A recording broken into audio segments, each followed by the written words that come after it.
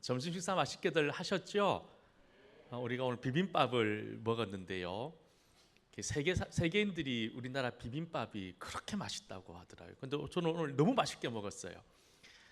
비빔밥에 재료들 하나하나씩만 놓고 보면 따로 보면 별로 맛이 없어요. 맨밥만 먹으면 무슨 맛이 있겠습니까?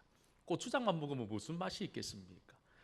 그 재료들이 다 섞이고 또 이렇게 조화가 되고 그러니까 맛있는 맛이 나는 것처럼 우리가 이렇게 동성교회 이름으로 우리가 하나로 모였는데 우리가 잘 섞이고 또 각각의 어떤 생각과 고집 뭐 이런 것보다는 하나 되고 또 이렇게 섞여서 좋은 맛을 낼 줄 아는 그런 복된 교회 될 수 있기를 주의 이름으로 간절히 축복합니다.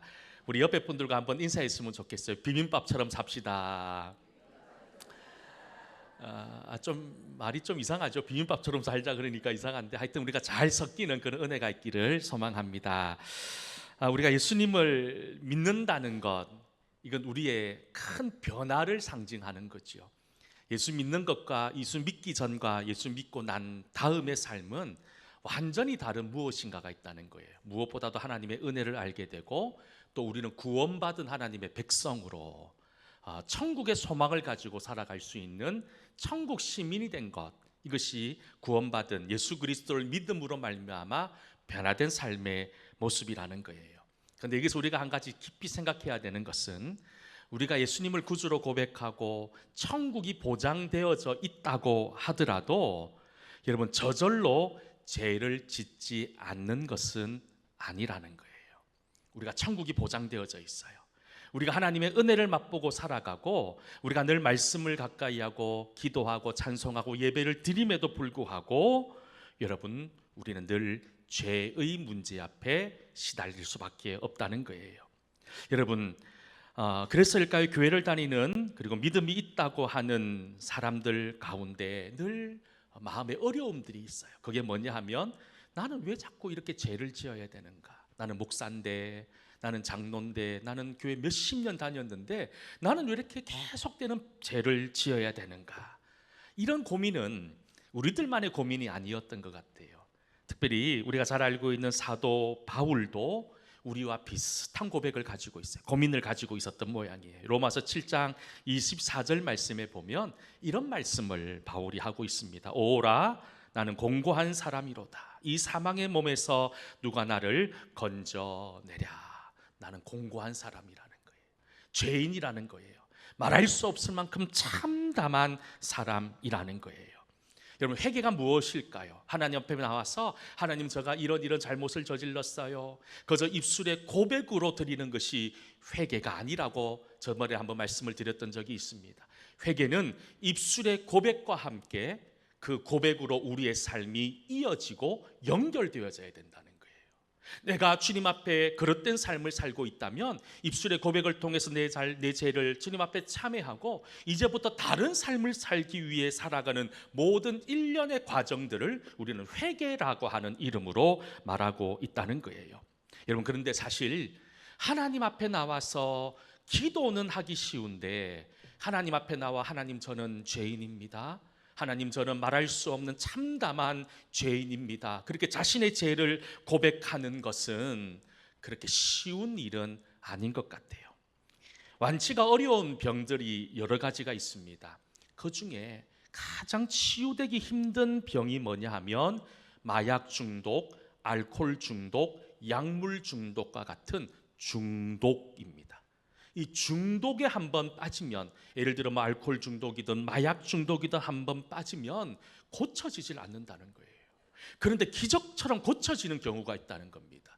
여러 가지 단계를 거치게 되는데 가장 첫 번째 단계가 뭐냐 하면 이 중독의 문제를 극복하기 위한 가장 첫 번째 단계가 뭐냐 하면 나는 마약 중독자입니다. 나는 알코올 중독자입니다. 자신의 상황을 자신에 대한 정확한 인식을 가진 사람이 고침받을 가능성이 있다는 거예요. 근데 재미난 건요, 마약 중독이라든지 알코올 중독 가진 사람은 자기가 중독인 줄 몰라요. 자는 지극히 정상이라고 생각하다 보니 병이 고쳐지질 않는다는 거예요. 여러분, 교회는 어떤 곳입니까? 우리가 성도인 여러분들이 모여 있는 곳이지만 엄밀하게 따지면 죄인임을 고백하는 사람들이 모이는 곳이 교회라는 거예요. 우리는 죄인임을 고백하고 죄인이라고 하는 자기 인식을 가진 사람들이 교회에 나오고 성도가 될 수 있다는 거예요. 죄인임을 인정하는 사람들이 모이는 공동체가 교회라고 한다면, 여러분, 우리가 매일 주님 앞에 하나님, 저의 죄를 참회하고 기도해야 되는데 많은 성도들이 내가 죄인임을 인정하지 않는다는 거예요. 나는 죄인이 아니라고 생각한다는 거예요. 그런데 사실 우리가 죄인이 아님을 인정하는 것보다 더 어렵고 더 심각한 문제는 뭐냐 하면, 내가 주님 앞에 나와 나의 죄를 참회하고 기도했는데 용서받았다는 확신이 없다는 것이 어떻게 보면 우리가 가지고 있는 더 큰 심각한 문제라는 거예요. 저는 우리 동성교회 성도들이 주님 앞에 나와 회개했다면, 하나님, 저에게는 이런 아픔이 있습니다, 이런 연약함이 있습니다, 그렇게 기도했다면 하나님으로 말미암아서 치유되고 회복되어졌다는 사실을 믿을 수 있기를 축복합니다.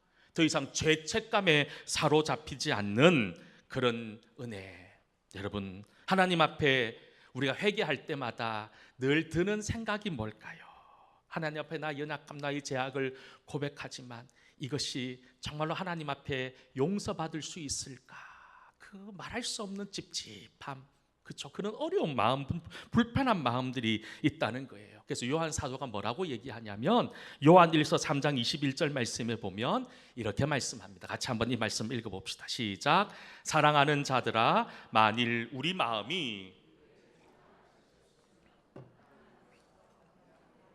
하나님 앞에서 어떤 마음을 얻는다고요? 담대한 마음을 얻는다는 거예요. 이 담대한 마음을 누릴 수 있는 사람은 어떤 사람이냐면, 하나님께서 내 죄를 고쳐주시고 내 죄를 해결해 주실 것이라고 하는 담대한 믿음이 있는 사람이 하나님 앞에 담대함으로 나갈 수 있다는 거예요.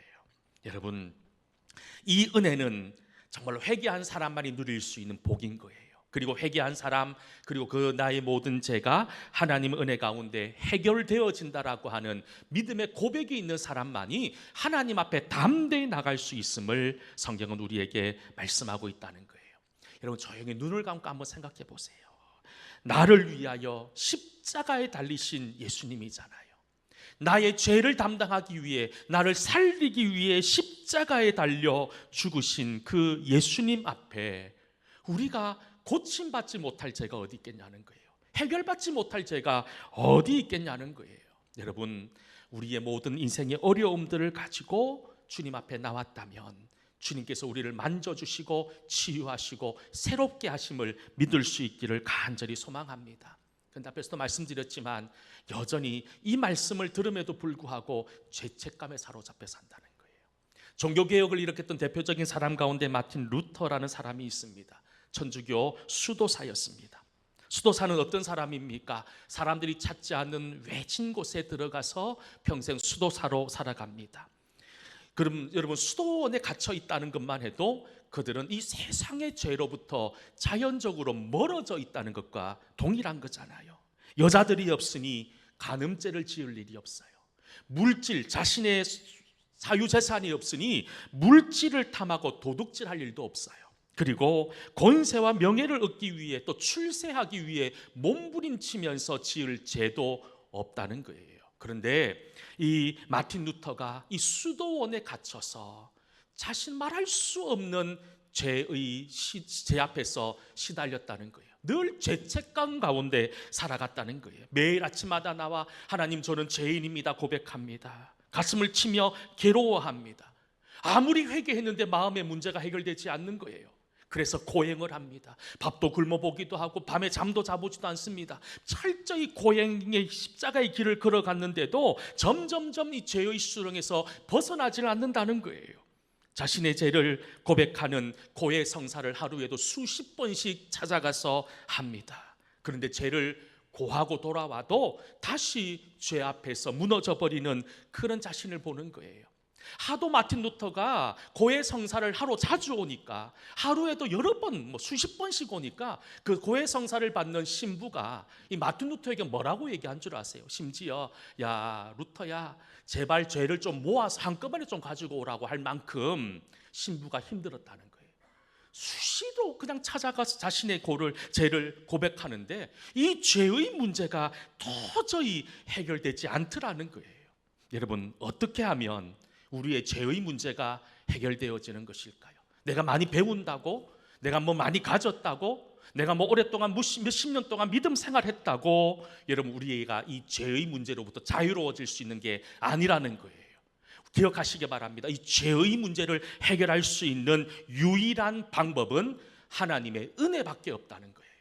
하나님이 만져주고 하나님이 해결해 주지 않으면 우리 죄의 문제가 조금도 해결되지 않는다는 거예요. 그런데 오늘 이 자리에 있는 여러분들은 어떤 사람입니까? 예수님의 보혈의 능력으로, 십자가의 은혜로 새롭게 된 완전히 다른 인생을 사는 인생들 아니냐는 거예요. 여러분, 다시 한 번 더 이런 죄의 죄책감 속에서 해방될 수 있기를 간절히 소망합니다. 특히 예수님께서 우리에게 주기도문을 가르쳐 주시면서 우리가 우리에게 죄 지은 사람을 용서하여 준 것 같이 우리 죄를 용서해 달라고 기도를 가르치고 있지 않습니까?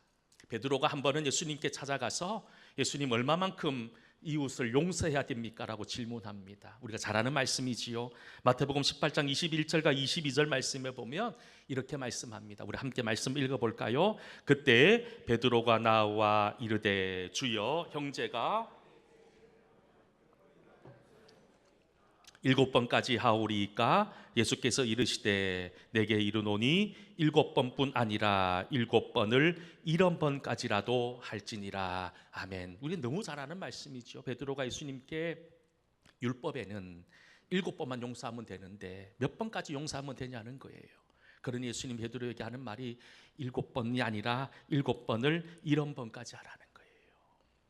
이 말의 의미는 뭘까요? 우리를 향해서 나에게 상처를 주고 어려움을 준 사람을 끝까지 용서하라는 메시지이기도 하지만 더 큰 의미가 그곳에 담겨져 있다는 거예요. 그게 뭐냐 하면 하나님이 나 또한 너희들의 죄를 용서하겠다는 거예요. 나도 너희들을 용서할 테니 너희도 용서하라는 말씀이 이 마태복음의 말씀에 담겨져 있는 비밀이라는 거예요. 성경의 회개는 용서를 기초로 하고 있습니다. 우리가 주님 앞에 나와 회개했다면 우리는 용서받았다는 사실. 예전에 서커스 공연을 많이들 보셨을 거예요. 예전에는 텔레비에서도 한 번씩 보여주기도 했는데 요즘은 이런 서커스 공연을 본 일이 별로 없는 것 같아요. 여러분, 생각하는 서커스 공연의 가장 백미는 무엇일까요? 뭐 코끼리 같은 동물이 나와서 재주 부리는 것도 있지만 가장 최고로 재미난 것은 아마 공중 그네 타기인 것 같아요. 공중 그네 타기를 직접 보신 분들은 아시겠지만 위에 줄만 있는 게 아니에요. 그네만 있는 게 아니에요. 그 밑에 뭐가 있죠? 그물이 있어요. 그 그네를 타는 사람이, 공중에서 이렇게 날아다니는 사람이 떨어져도 안전하게 받쳐줄 그물이 쳐져 있다는 거예요. 그러니 그 위에서 서커스를 하는 사람은 편안한 마음으로 하는 거예요. 내가 떨어지더라도, 내가 실수로 줄을 놓친다 하더라도 저 그물이 나를 받쳐주고 있구나라고 하는 그런 믿음과 신뢰가 있기 때문에 그 위에서 자유롭게 움직이는 거예요. 우리도 이 세상 가운데 이런 자유를 누릴 줄 알아야 된다는 거예요. 하나님께서 예수 그리스도의 보혈의 능력으로 우리에게 그물을 쳐주신 거예요. 이 세상 가운데 실족하지 않도록, 이 세상에 좌절하지 않도록 우리에게 그물을 쳐주셨다는 거예요. 그 그물의 보호 속에 우리는 살아가는 존재라는 것을 잊지 않기를 간절히 소망합니다. 예전에 읽었던, 아마 성도들도 많이 읽었을 텐데요, 정태기 목사님이 쓴 내면 세계의 치유라고 하는 제목의 책에 보면 아주 충격적인 어떤 그 목사님이 경험했던 이야기를 소개하는 장면이 있습니다. 어떤 교회에 온 가족이 정신 착란을 일으켰다는 거예요. 그냥 한마디로 돌아버린 거예요. 그 돌아버린 이유가 있었어요. 그 집에 시어머니가 있었는데 오랫동안 그 집에서 병으로 오랫동안 고생을 하신 거예요. 또 치매가 워낙 심하다 보니까 김병 앞에 효자 없다고 처음에는 며느리도 그렇고 아들도 그렇고 남편도 그렇고 그 어머니 그 아내를 지긋정성으로 케어하고 보살폈는데 시간이 갈수록 치맥기도 심해지고 더 이상 뭐 도대체 뭘 할 수 있는 게 없는 거예요. 그래서 마지막 돌아가시기 전에 그 시어머니가 거의 방치되다시피 하다가 결국 아무도 없는 빈집에서 죽음을 맞이한 거예요. 그렇게 장례를 치렀어요. 그 어머니 때문에 온 집안이 너무너무 힘들어서 이제 어머니가 돌아가시고 이제 그 집안에 평화가 찾아올 줄 알았는데 장례를 치르고 나서 일주일 만에 며느리가 돌아버린 거예요. 정신착란이 와버린 거예요. 그리고 그 아내를 바라보는 남편도 정신착란이 와버린 거예요. 그런 자식과 며느리가 그렇게 정신착란 증세가 보이는 것을 보고 그 남편, 그러니까 그 시아버지마저도 정신병에 걸려버린 거예요. 난리도 아니었던 거예요. 그래서 온 교회 성도들과 목사님이 이 가정을 위해서 정말로 온 힘을 다하여 기도를 했다는 거예요. 그런데 6개월, 1년 기도했는데 변화가 하나도 없는 거예요. 증세가 더 심해지는 거예요. 한 번은 목사님이 어떤 모임이 있어서 한 2박 3일 교회를 비운 적이 있었답니다. 그런데 사모님한테 급하게 전화가 온 거예요. 목사님, 아니 그 아무개 집사님 집에 사람들이 다 정상으로 돌아왔다는 거예요. 목사님이 깜짝 놀라서 어떤 처음 생각이 들었냐면 우리 성도들이 그리고 우리가 한 마음으로 1년 넘게 기도했으니 하나님이 그 기도에 응답해 주셨구나라고 그렇게 생각했던 거예요. 그런데 그 사모님의 얘기를 듣고 목사님이 충격을 받아버린 거예요.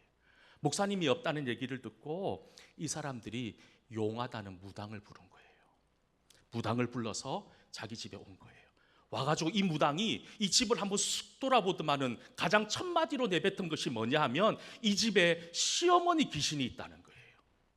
그리고 이 시어머니 귀신을 마음을 편안하게 해줘야지 이 문제가 해결된다는 그런 방법을 가르쳐 주는 거예요. 그러니 이 교회 다니는 이 분들이 이 무당이 갑자기 용해 보이는 거예요. 그래서 그날 밤에 바로 굿푸닥거리를 한 거예요. 밤새도록 푸닥거리를 했는데 아니 이게 무슨 말이에요? 푸닥거리를 했는데 여러분 교회에서는 1년 넘게 기도를 했는데 해결받지 못했던 그 정신병이 무당이 밤새도록 가가지고 굿을 했는데 그 정신병이 해결이 돼버린 거예요. 정신 나간 사람들 정신이 돌아와 버린 거예요. 목사님이 실망을 한 거예요. 아니 하나님 이런 경우가 어디 있습니까? 이런 법이 어디 있습니까? 근데 여러분 사실 이렇게 치유받은 분이 한 달도 채 가지 못해서 다시 정상으로 돌아와 버렸다는 거예요. 여러분들 이 말을 들으면서 어떤 생각이 듭니까?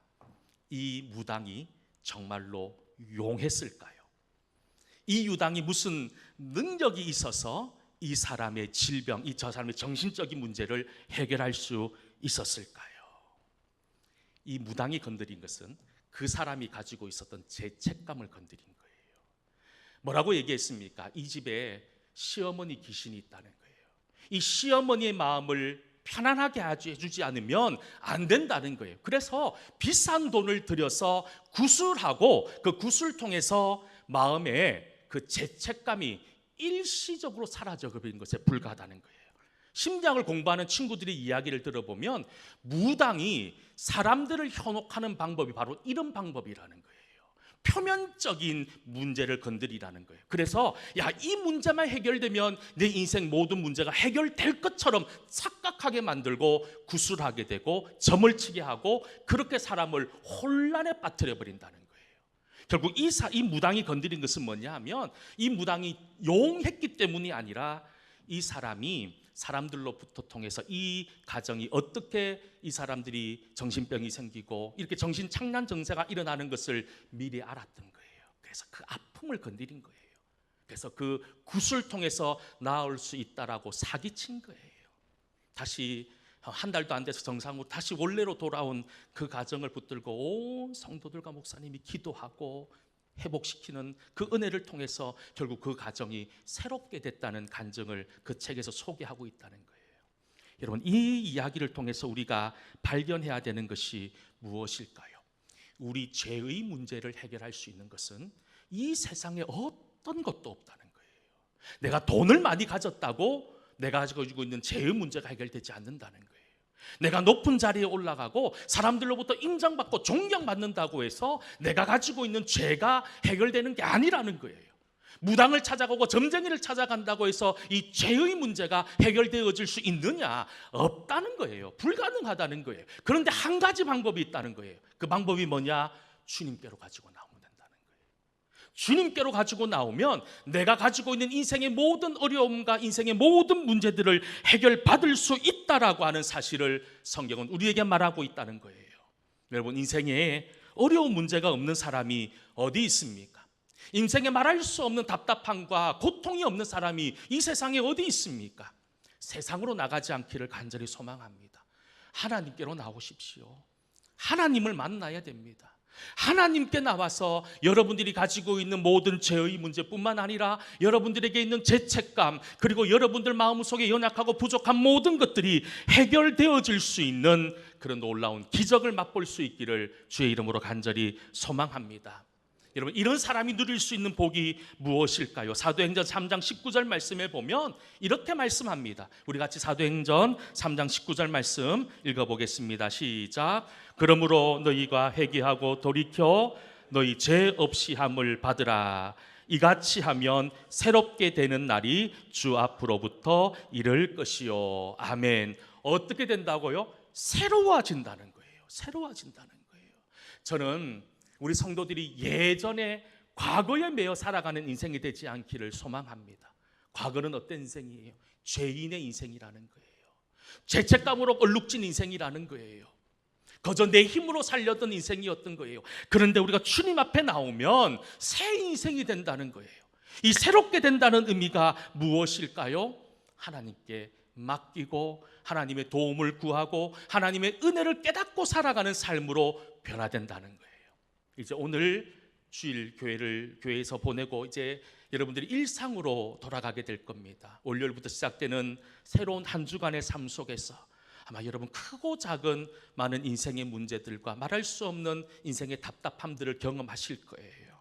그런데 여러분, 이런 문제들을 내 힘으로 세상의 방법으로 해결하려고 하지 마십시오. 하나님의 능력으로 하나님의 은혜로 감당하셔서 우리가 새롭게 된 사람이라면 새로운 인생을 살아가는 우리 모든 성도들이 다 될 수 있기를 주의 이름으로 간절히 축원합니다. 기도하겠습니다. 은혜로우신 아버지 하나님, 우리 사랑하는 성도들 매 순간순간마다 하나님이 주시는 은혜로 살아가게 하여 주시고 하나님을 만남으로 말미암아 내가 새로운 인생을 살아가고 있다는 사실을 잃어버리지 않도록 하나님 우리 가운데 함께하여 주시옵소서.